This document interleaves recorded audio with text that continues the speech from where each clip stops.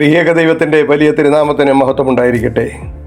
ഭാഗ്യവചനധാരയിലെ എല്ലാ പ്രിയപ്പെട്ടവർക്കും കർത്താവായ യേശുക്രിസ്തുവിൻ്റെ ധന്യനാമത്തിൽ എൻ്റെ സ്നേഹവന്ദനം. ഇന്ന് അല്പസമയത്തെ ധ്യാന ചിന്തയ്ക്കായി എടുത്തിരിക്കുന്ന വേദഭാഗം വിശുദ്ധ മർക്കോസിൻ്റെ സുവിശേഷം 1-ാം അധ്യായം 15-ാമത്തെ തിരുവചനമാണ്. അവിടെ ഇപ്രകാരം രേഖപ്പെടുത്തിയിരിക്കുന്നു: കാലം തികഞ്ഞു, ദൈവരാജ്യം സമീപിച്ചിരിക്കുന്നു, മാനസാന്തരപ്പെട്ട് സുവിശേഷത്തിൽ വിശ്വസിപ്പീൻ എന്ന് പറഞ്ഞു. കർത്താവായ യേശുക്രിസ്തു തൻ്റെ പരസ്യ ശുശ്രൂഷയുടെ ആരംഭത്തിൽ ആദ്യമായി ലോകത്തോട് സുവിശേഷിച്ച ദൈവവചനം ഇതാണ്. ഈ വാക്യത്തിൽ 4 കാര്യങ്ങളാണ് പ്രധാനമായിട്ടും പറഞ്ഞിരിക്കുന്നത്. 1, കാലം തികഞ്ഞു. 2, ദൈവരാജ്യം സമീപിച്ചിരിക്കുന്നു. 3, മാനസാന്തരപ്പെടുക.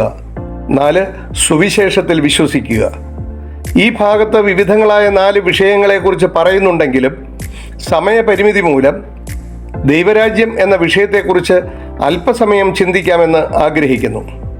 ഒരു ചെറിയ ചോദ്യം ചോദിച്ചുകൊണ്ട് നമുക്ക് ഈ വിഷയത്തിലേക്ക് പ്രവേശിക്കാം. എന്താണ് ദൈവരാജ്യം? അപ്പോസ്തലനായ പൗലോസ്ലീഹ റോമർക്കെഴുതിയ ലേഖനത്തിൽ വളരെ മനോഹരമായിട്ടാണ് ദൈവരാജ്യത്തെ വർണ്ണിച്ചിരിക്കുന്നത്.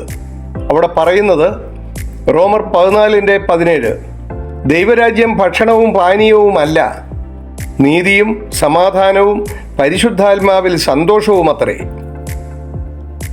കാരണം ഈ രാജ്യത്ത് ജീവിക്കണമെങ്കിൽ ഭക്ഷണം വേണം, പാനീയം വേണം, വസ്ത്രം വേണം, കിടക്കാനിടം വേണം. ഇതൊന്നുമല്ല ദൈവരാജ്യം. ദൈവരാജ്യം എന്ന് പറയുന്നത് പിന്നെ എന്താണ്? നീതിയും സമാധാനവും പരിശുദ്ധാത്മാവിൽ സന്തോഷവും നിറഞ്ഞ ജീവിതമാണ് ദൈവരാജ്യത്തിൽ നിന്ന് ലഭ്യമാകുന്നത്. ഈ ലോകരാജ്യത്തിൽ സ്ഥിരമായി ലഭിക്കാത്ത 3 കാര്യങ്ങളാണ് ഇപ്പോൾ നാം പറഞ്ഞത്: നീതിയും സമാധാനവും പരിശുദ്ധാത്മാവിലുള്ള സന്തോഷവും.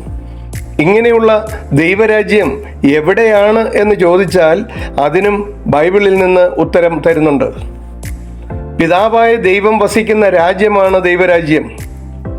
വിശുദ്ധ യോഹന്നാന്റെ സുവിശേഷം 14-ാം അധ്യായം 2-3 വാക്യങ്ങളിൽ വളരെ മനോഹരമായി യേശുക്രിസ്തു പറയുന്നു: എൻ്റെ പിതാവിൻ്റെ ഭവനത്തിൽ അനേകം വാസസ്ഥലങ്ങളുണ്ട്, ഇല്ലെങ്കിൽ ഞാൻ നിങ്ങളോട് പറയുമായിരുന്നു.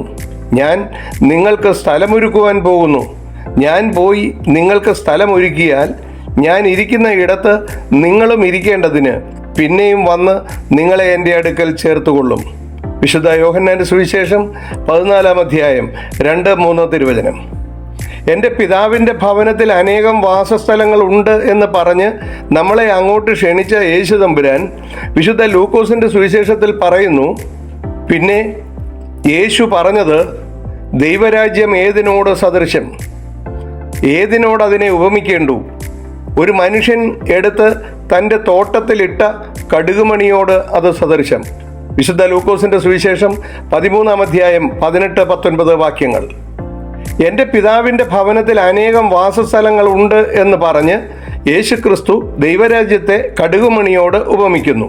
എന്ന് പറഞ്ഞാൽ ദൈവരാജ്യം കടുകുമണിയോളമേ ഉള്ളൂ. എന്താണ് ഇതിൻ്റെ അർത്ഥം? നാം ഓരോരുത്തരും ദൈവരാജ്യത്തിൽ പ്രവേശിക്കണമെങ്കിൽ കടുകുമണിയേക്കാൾ ചെറുതാകണം. അങ്ങനെയെങ്കിൽ ദൈവരാജ്യം ആർക്കാണ് ലഭ്യമാകുന്നത് എന്ന ചോദ്യത്തിനും യേശു മറുപടി പറയുന്നുണ്ട്. വിശുദ്ധ മർക്കോസിൻ്റെ സുവിശേഷം 10-ാം അധ്യായം 13 മുതൽ 15 വരെയുള്ള വാക്യങ്ങളിൽ ഇങ്ങനെ പറയുന്നു: യേശു തൊടേണ്ടതിന് ചില ശിശുക്കളെ യേശുവിൻ്റെ അടുക്കൽ കൊണ്ടുവന്നു. ശിഷ്യന്മാർ അവരെ ശാസിച്ചു. യേശു അത് കണ്ടാറെ മുഷിഞ്ഞ് അവരോട്, ശിശുക്കളെ എൻ്റെ അടുക്കൽ വരുവാൻ വിടുവീൻ, അവരെ തടുക്കരുത്, ദൈവരാജ്യം ഇങ്ങനെയുള്ളവരുടേതല്ലോ. ദൈവരാജ്യത്തെ ശിശു എന്ന പോലെ കൈക്കൊള്ളാത്തവൻ ആരും ഒരു നാളും അതിൽ കടക്കയില്ല എന്ന് ഞാൻ സത്യമായിട്ട് നിങ്ങളോട് പറയുന്നു എന്ന് പറഞ്ഞു. വിശുദ്ധ മർക്കോസിൻ്റെ സുവിശേഷം 10-ാം അധ്യായം 13 മുതൽ 15 വരെ വാക്യങ്ങൾ. പ്രിയമുള്ളവരെ, ഇതേ കാര്യം തന്നെ വിശുദ്ധ ലൂക്കോസിൻ്റെ സുവിശേഷത്തിൽ വളരെ വ്യക്തമായി പറയുന്നത് നമുക്ക് നോക്കാം. ലൂക്കോസിൻ്റെ സുവിശേഷം 18-ാം അധ്യായത്തിൻ്റെ 15 മുതൽ 17 വരെയുള്ള വാക്യങ്ങളിൽ ഇങ്ങനെ പറയുന്നു: യേശു തൊടേണ്ടതിന് ചിലർ ശിശുക്കളെയും അവൻ്റെ അടുക്കൽ കൊണ്ടുവന്നു. ശിഷ്യന്മാർ അത് കണ്ട് അവരെ ശാസിച്ചു. യേശുവോ അവരെ അരികത്ത് വിളിച്ച്, പൈതങ്ങളെ എൻ്റെ അടുക്കൽ വരുവാൻ വിടുവീൻ, അവരെ തടുക്കരുത്, ദൈവരാജ്യം ഇങ്ങനെയുള്ളവരുടേതാകുന്നു. ദൈവരാജ്യത്തെ ശിശു എന്ന പോലെ കൈക്കൊള്ളാത്തവൻ ആരും ഒരു നാളും അതിൽ കടക്കയില്ല എന്ന് ഞാൻ സത്യമായിട്ട് നിങ്ങളോട് പറയുന്നു എന്ന് പറഞ്ഞു. അങ്ങനെയെങ്കിൽ ശിശുക്കൾക്കുള്ള ചില സവിശേഷതകളും കൂടെ പറഞ്ഞ് ഞാൻ എൻ്റെ വാക്കുകൾ അവസാനിപ്പിക്കാൻ ആഗ്രഹിക്കുന്നു.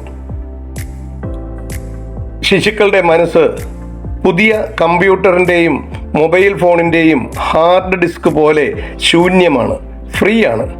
അതിലേക്ക് നാം എന്താണോ കൊടുക്കുന്നത് അതാണ് തിരിച്ച് നമുക്ക് തരുന്നത്.